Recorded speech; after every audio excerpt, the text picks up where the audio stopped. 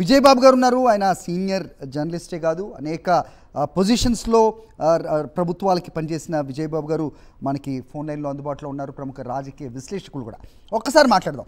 విజయ్ బాబు గారు, సో మీరు ఒక సీనియర్ జర్నలిస్ట్గా ఉన్నారు, సో రాజకీయ విశ్లేషకులుగా కూడా ఉన్నారు. సో అనేక సంవత్సరాల నుంచి రాజకీయ పరిస్థితులు, ముఖ్యంగా ఆంధ్రప్రదేశ్ రాజకీయాలని నిశితంగా పరిశీలిస్తూ ఉంటారు. ప్రస్తుతం సాక్షి టీవీతో పాటుగా మరో 3 ఛానల్స్ని లోపలికి రాకుండా బ్యాన్ చేయడం జరిగింది. ఇది అప్రకటిత ఎమర్జెన్సీ అని నేను అంటాను. కాక మరేంటి, మీరేమైనా చెప్పగలరా? ఈ పర్టికులర్ టాపిక్ సంబంధించి నేను జాతీయ స్థాయిలో నేషనల్ యూనియన్ ఆఫ్ జర్నలిస్ట్ ఇండియాకి 2 సార్లు కార్యదర్శిగా చేశాను.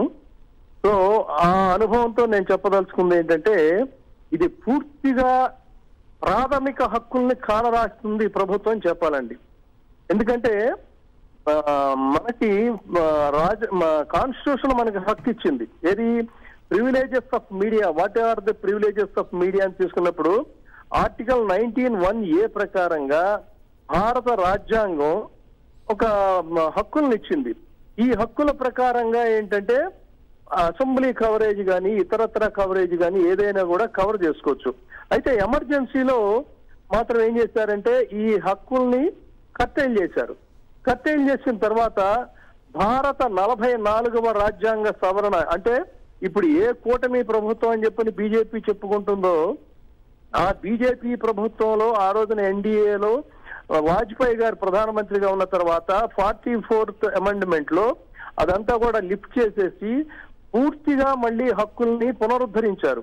ఆ పునరుద్ధరించడమే కాదు, తర్వాత ఈ బాపతో ఇప్పుడు ఏదైతే ఇక్కడ ఈ ఒంటెత్తు పోకడలు చేస్తున్నారో, ఇటువంటి ఒంటెత్తు పోకడలు చేస్తున్న అసెంబ్లీ స్పీకర్స్ కి సంబంధించి ఈ రాజ్యాంగం మీ జేబు సంస్థ కాదు, మీ ఇష్టారాజ్యం కింద చేయడానికి వీల్లేదని చెప్పని భారత అత్యున్నత న్యాయస్థానం, జాగ్రత్తగా ప్రతి ఒక్కరు గమనించాలండి, భారత అత్యున్నత న్యాయస్థానం కేశవ్ సింగ్ కేసులో చాలా స్పష్టంగా భారత అత్యున్నత న్యాయస్థానం చెప్పింది ఏంటన్నట్లయితే, సుప్రీంకోర్టు ఇచ్చినటువంటి తీర్పు ప్రకారంగా అసెంబ్లీలో కానీ పార్లమెంట్ లో కానీ ఆ సభ్యులు ప్రాథమిక హక్కుల్లోకి కాలరాయవచ్చా అని చెప్పని అన్నప్పుడు ప్రాథమిక హక్కులే అత్యున్నతం తప్ప వీళ్ళు తీసుకునేటువంటి డెసిషన్స్ తో సంబంధం లేదు. కాబట్టి సభ్యుల యొక్క ప్రత్యేక హక్కులు ప్రాథమిక హక్కులకు లోబడే ఉంటాయి తప్ప ఈ విభేదాలు తలెత్తినప్పుడు ప్రాథమిక హక్కులనే తప్పనిసరిగా భర్తీ చేయాలన్నారు. సో ఇవాళ మీడియాకు ఉన్నటువంటిది ప్రాథమిక హక్కుల ఆర్టికల్ 19(1)A. ఈ రోజున ఆంధ్రప్రదేశ్ లో ఈ ప్రాథమిక హక్కుల ఉల్లంఘన అనేటువంటిది జరిగింది. ఎమర్జెన్సీ నాటి రోజుల్లో మళ్ళీ చాలా చూపిస్తున్నారు. అంటే ఇది పూర్తిగా పారదర్శకత లేనటువంటి ప్రభుత్వం స్పష్టంగా తెలుస్తుంది. తర్వాత తదనంతరం 44th అమెండ్మెంట్ తర్వాత వచ్చినటువంటిది 2005లో వచ్చింది ఆర్టీఐ చట్టం.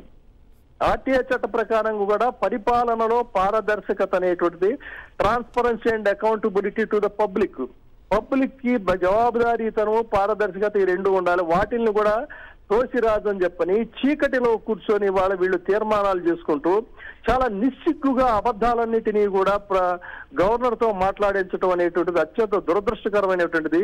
పెన్షన్లన్నిటినీ కూడా పీకి పారేసి నేమ్ సేక్ ఏదో మమా అని చెప్పనిస్తూ పెన్షన్లు 4,000కు పెంచామని చెప్తున్నారు. ఇలాంటి అనేకమైనటువంటి అబద్ధాలు గవర్నర్ గారితో మాట్లాడించడం అనేటివి కూడా దుర్మార్గం.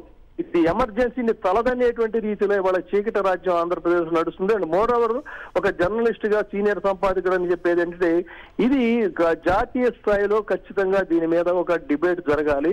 తర్వాత పార్లమెంటులోనూ రాష్ట్రపతికి కూడా అదే విధంగా సుప్రీంకోర్టుకి కూడా ఈ విషయాన్ని నివేదించాల్సిన అవసరం ఉంది. మళ్ళీ చెప్తున్నానండి, కేశవ్ సింగ్ కేసులో సుప్రీంకోర్టు ఇచ్చినటువంటి స్పష్టమైన తీర్పుని వీళ్ళు ఉల్లంఘించారు. It is the violation of the judgment. కాబట్టి దీని మీద చర్యలు తీసుకోవాలి. వాళ్ళు ఏదో స్పీకర్ అని చెప్పారంటే ఈ ప్రపంచానికి రాష్ట్రానికి ఆయన అధినాథుడు అనుకోవడానికి వీల్లేదని అనేక కేసుల్లో ఇటువంటి తీర్పులు వచ్చాయి. కాబట్టి ఈ దుర్మార్గాన్ని ఇటు ప్రజలు అటు మీడియా కూడా ఎండగట్టాల్సినటువంటి అవసరం ఉంది. అండ్ ప్రజాస్వామ్యవాదులందరూ కూడా ఈ నిరంకుశ పోకడల్ని, ఒంటెత్తు పోకడల్ని నిరసించాలి. రైట్ విజయ్ బాబు గారు.